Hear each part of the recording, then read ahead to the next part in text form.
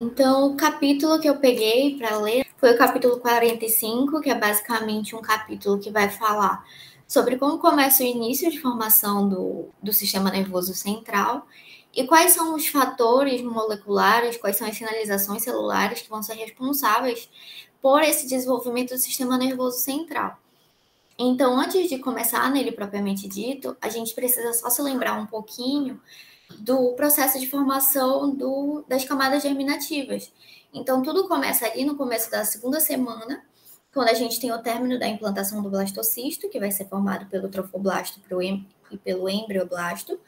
Depois da implantação, do término da implantação, a gente vai ter a formação desse disco bilaminar, que vai ser formado pelo epiblasto e pelo hipoblasto. E logo depois, no início da terceira semana de desenvolvimento, essas duas camadas elas vão acabar se transformando em três, formando então o disco embrionário trilaminar, que vai ser formado pelo ectoderma, pelo mesoderma e pelo endoderma. Esse processo de formação do disco embrionário trilaminar, ele vai ser o que a gente chama de processo de gastrulação. E cada uma dessas camadas celulares, ela vai ter uma função diferenciada, vai ter uma função em formar diferentes partes do corpo humano. Então, o endoderma, que vai ser uma região que vai ser mais interna, ela vai dar origem ao tubo intestinal, aos pulmões, ao fígado e ao pâncreas. O mesoderma, que vai ser essa camada aqui mais intermediária, né? Vai dar origem aos músculos, aos tecidos conectivos em boa parte do sistema vascular. E o ectoderma, que vai ser o de maior interesse para a gente agora, vai dar origem à pele e ao epitélio colunar da placa neural, que vai ser então um precursor tanto do sistema nervoso central quanto do sistema nervoso periférico. Então, como é que se dá o início da formação do sistema nervoso? Tudo vai começar pela formação da placa neural. A formação da placa neural, ela vai se dar pelo espessamento das células ectodérmicas que a gente vai ter bem aqui. A gente consegue observar nessa imagem que eu peguei do Langman, que inicialmente essas células ectodérmicas, elas são pequenininhas, meio achatadas. E conforme elas vão chegando aqui mais próximo da notocorda, elas vão se espessando e aumentando de tamanho. E quando elas vão fazendo esse espessamento, a gente vai tendo então a formação do que a gente chama de placa neural, que seria tudo isso aqui. Só que quando a gente tem esse espessamento, a gente tem também uma invaginação bem aqui, que vai ser o que a gente chama de sulco neural. E nas duas extremidades aqui da placa neural, a gente vai ter duas dilatações, que vão ser o que a gente chama de prega neural. Essas pregas neurais são elas que vão ser responsáveis pela formação do tubo neural. Aqui nessa imagem a gente consegue ver mais ou menos como é que acontece o processo de neurulação. Então, a placa neural ela começa a se invaginar ainda mais, a se dobrar, e essas pregas neurais vão em direção umas às outras. E quando elas se juntam, elas acabam se unindo, elas vão se fundir e vão formar, então, o tubo neural, que está bem aqui, que fica logo acima da notocorda. Junto com essas células, né, junto com a formação do tubo neural, a gente vai ter, então, o ectoderma ele voltando a ficar mais retificado aqui em cima, e a gente também vai ter a diferenciação das células em células da crista neural, que vão ficar aqui margeando os lados do tubo neural. E vão ser essas células da crista neural que vão dar origem ao sistema nervoso periférico, enquanto que as células presentes no tubo neural vão dar origem ao sistema nervoso central. Além disso, a gente tem também a formação dos somitos, que vão ser estruturas esféricas que vão começar a aparecer aqui na região do mesoderma, que vão originar, então, tanto músculo quanto cartilagem. Depois, então, desse processo de neurulação, a gente começa a ter a formação das vesículas encefálicas, que inicialmente a gente vai ter 3 vesículas encefálicas e posteriormente a gente vai dar origem às outras 2 vesículas encefálicas. Então, na região caudal, a gente vai ter aqui a formação da medula espinhal, enquanto que na região rostral, rostral é de rosto, né, de face. Então, na região cefálica, a gente vai ter a formação desse estágio de 3 vesículos, que seria o prosencéfalo, o mesencéfalo e o rombencéfalo. Sendo que, posteriormente, no estágio de 5 vesículas, esse prosencéfalo vai se diferenciar ainda em telencéfalo e diencéfalo, O mesencéfalo não se divide, não se subdivide, então ele continua igual. E o rubencéfalo, a gente vai ter a diferenciação dele entre metencéfalo e mielencéfalo. E aqui para baixo a gente vai ter a medula espinhal em si. Então, a formação dessas estruturas aqui, dessas vesículas, junto com a medula espinhal, vão ser partes do sistema nervoso já maduro e que vão ser funcionais. E que elas vão ser formadas através de sinalizações moleculares. Então, bem aqui eu coloquei um videozinho, porque às vezes explicando só o processo de neurulação, ele se torna muito difícil de entender. Mas eu, pelo menos, quando assisto uma animação, se torna mais difícil, se torna mais facilitada a minha compreensão. Então, bora ver se dá uma ajudada para vocês também a entender.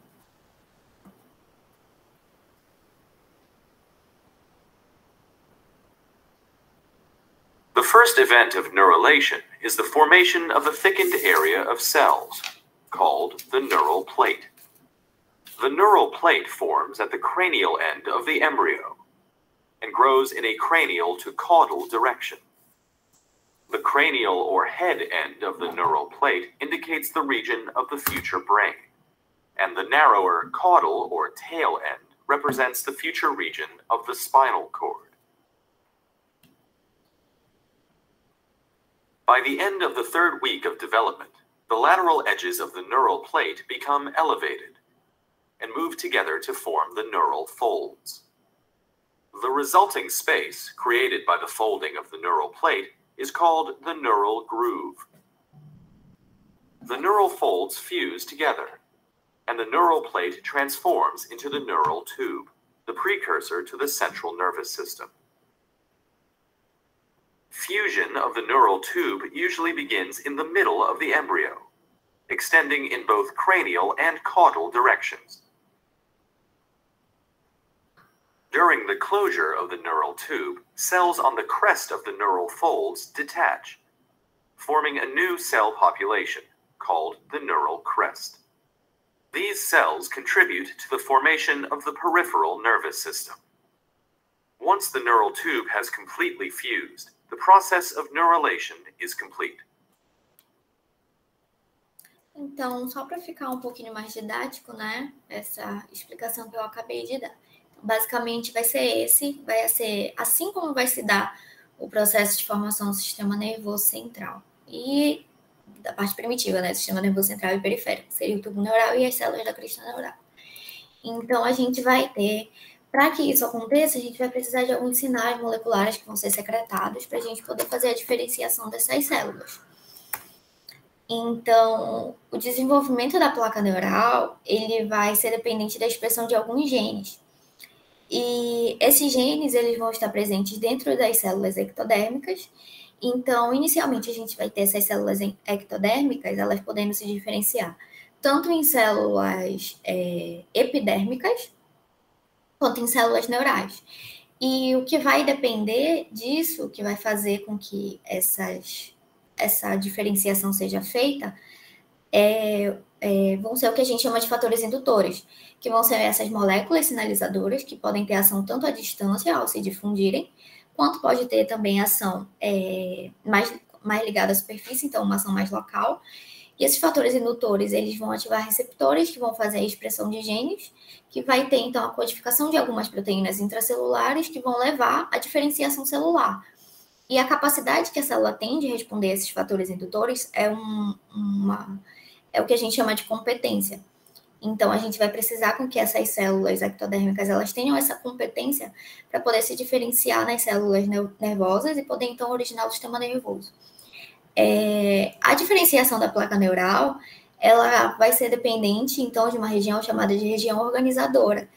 E isso foi descoberto por um grupo de duas pessoas, né, que foi o Hans Spellmann e a Hilde Mangold, que estava fazendo um doutorado. E para isso eles fizeram, então, um experimento para tentar entender como é que acontecia essa indução neural. Tanto que esse experimento que eles fizeram acabou fazendo com que o Spellmann ganhasse o Nobel de Medicina em 1935. Então, como que esse experimento aconteceu? Ele aconteceu utilizando anfíbios, né? Eles fizeram 270 experimentos com 4 espécies de tritões E eles descobriram, então, como foi realizado esse experimento, né? Eles pegaram, então, uma região do anfíbio, que é chamado de lábio dorsal do blastóporo, e eles retiraram esse fragmento e colocaram em uma região inferior, que é o ectoderma ventral. Inicialmente, esse ectoderma ventral, sem ser na presença desse fragmento, ele daria origem a uma epiderme. Só que o que eles descobriram? Que quando eles transplantaram esse tecido aqui para a região do ectoderma ventral, essas células acabaram induzindo a formação de uma cópia do sistema nervoso central. Ou seja, essa região seria a responsável por produzir o sistema nervoso central, por induzir a formação da notocorda, a formação dessas estruturas responsáveis pela formação.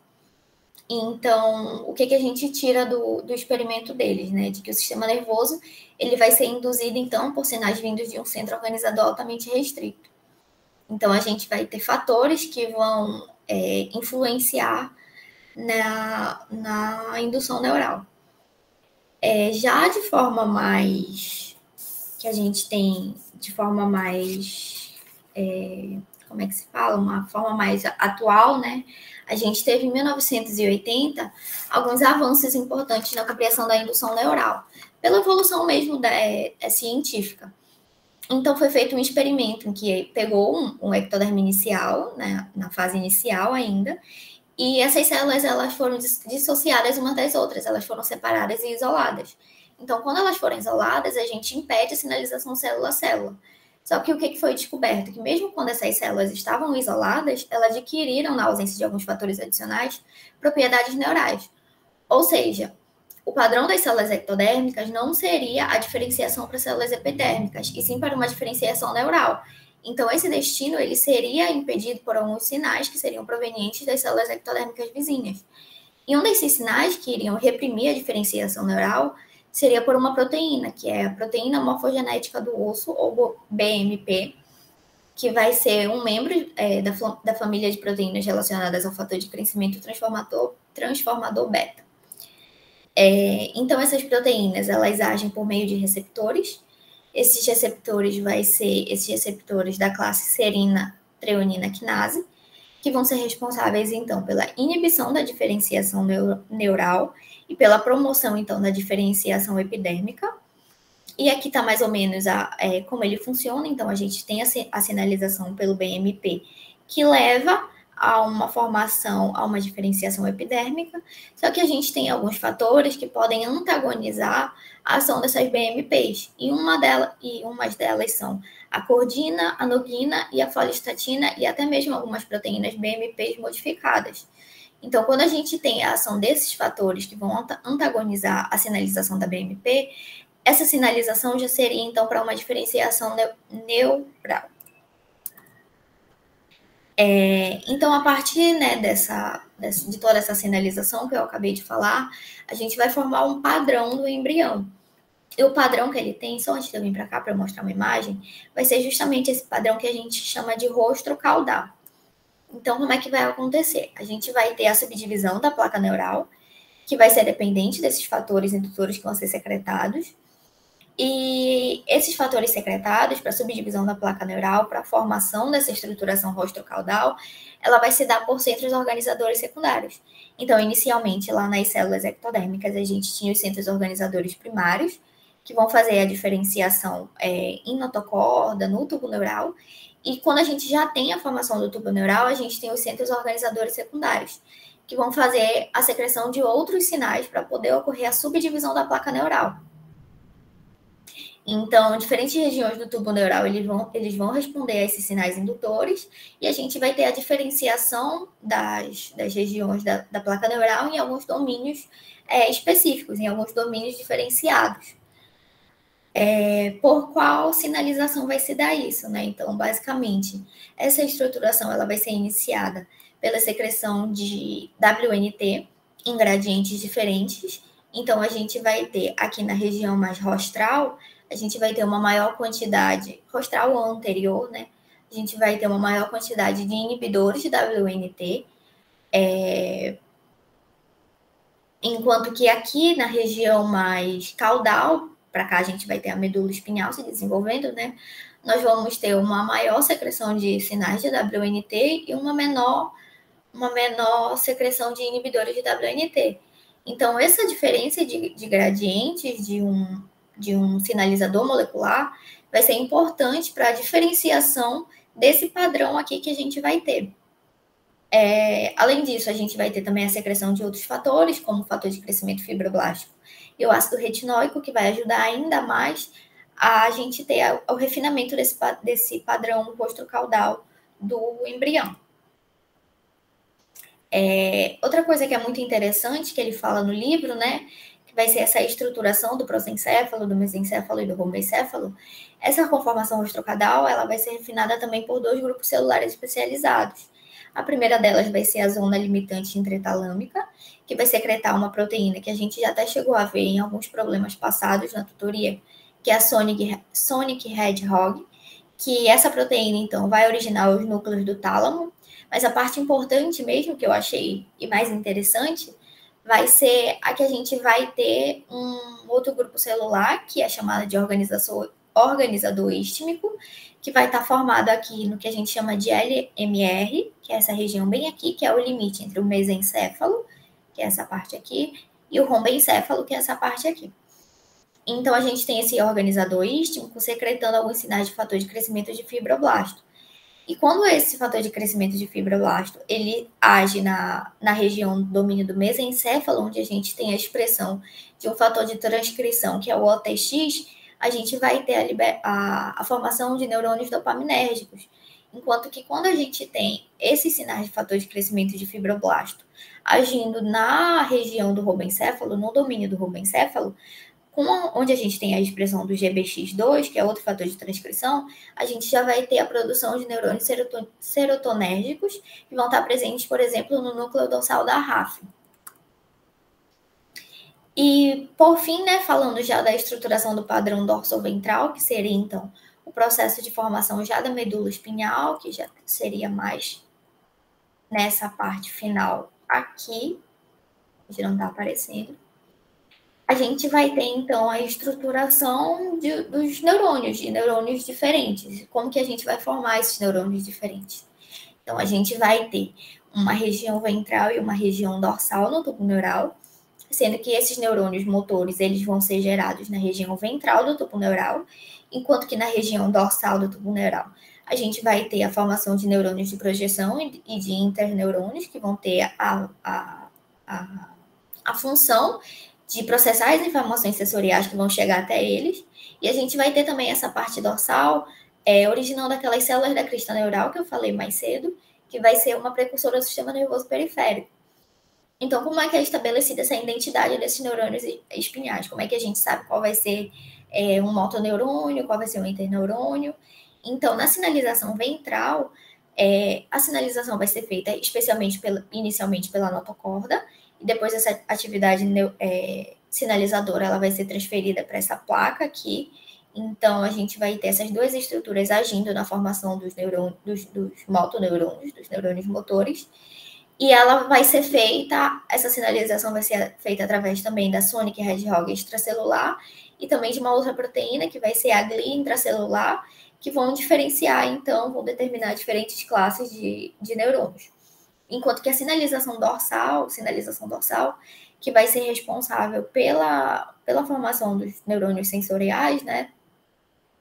Ela vai ser feita através das células do ectodermo epidérmico e pelas células da placa do teto, que também aqui, que vão começar a expressar 2 fatores, que vai ser aquele fator do osso que eu falei, que é a BMP, e também a WNT, que vão induzir a diferenciação dessas células da crista neural, e então, posteriormente, essas células vão gerar os neurônios de retransmissão sensorial. Só que, além da formação desses motoneurônios, a gente tem também uma subdivisão entre eles. Esses motoneurônios, eles são subdivididos porque eles vão agir, por exemplo, em músculos diferentes. Então, esses subtipos de neurônios, eles vão ser diferenciados pela formação deles dentro do sistema nervoso central, de acordo com as células que eles vão inervar. E a gente vai ver a formação desses subtipos através de um gene, que é o gene homebox, que ele vai estar ao longo de todo o eixo rostrocaudal do embrião. E ele vai determinar os subtipos de neurônios motores, tanto no roboencéfalo quanto na medula espinhal, que está mais aqui para baixo. Então, o que vai acontecer? A gente vai ter algumas regiões do roboencéfalo que são chamados de rombômeros, que vão ser blocos celulares fundamentais, que vão estar arranjados ao redor do eixo rostrocaudal do embrião. Então, vai ser esse Rzinho que a gente tem aqui, R1, R2, R3. E próximo a cada rombômero desse, a gente vai ter o gene homebox. Então, aqui a gente tem o homebox 2, o 1, o 3, o 4. E o que vai acontecer? Esse gene homebox específicos, eles vão controlar a identidade de neurônios nesses rombômeros individuais. Então, por exemplo, aqui no rombômero 4, a gente tem o homebox tipo 1. E esse aqui, nesse domínio, então, ele vai originar neurônios motores faciais. Agora, quando a gente olha para o rombômero tipo 2, onde a gente não tem esse homebox tipo 1, aqui a gente já não vai ter mais a formação desses neurônios motores faciais, e sim vai ser um domínio que vai originar os neurônios motores do trigêmeo. Então, aqui a gente consegue ver como é que a gente vai ter a influência desse gene em diferentes regiões, tanto do romboencéfalo quanto da medula espinhal. E, por fim, a gente tem também, né, a diferenciação do neocórtex, que vai ser feita através de dois sinalizadores, que vai ser o PAX6 e o MX2. Aqui eu não consegui achar nenhuma imagem, nem no Langman, nem no Candel, para especificar isso de uma forma mais fácil. Mas, basicamente, a gente vai ter esses dois sinalizadores que vão estar expressos em alguns gradientes diferentes também, tanto na região anterior quanto posterior. Então, a gente vai ter gradientes complementares. Como assim complementares? Na região anterior, a gente vai ter uma grande quantidade de PAX6, enquanto que na região posterior, a gente vai ter uma grande quantidade de MX2. E esses padrões, eles vão ser estabelecidos, né? Esses padrões diferenciados, esses gradientes diferenciados, eles vão ser estabelecidos pela liberação dos sinais do fator de crescimento de fibroblastos, que vão promover tanto a expressão do PAX6 quanto reprimir a expressão do EMX2. Então, essa distribuição espacial que a gente tem do PAX-X2 e do MX2, ele vai ajudar a estabelecer também esse padrão que a gente tem do embrião, que é o padrão rostrocaudal. Então, basicamente, o que eu tirei desse capítulo do Candel, do capítulo 45, foi que a estruturação do sistema nervoso ela vai ser dependente, basicamente, de sinalizações moleculares que vão estar em diferentes gradientes de concentração, e que esses diferentes gradientes de concentração que vai fazer com que o embrião tenha diferentes partes que vão ser responsáveis por diferentes organizações, então, do embrião. E é isto.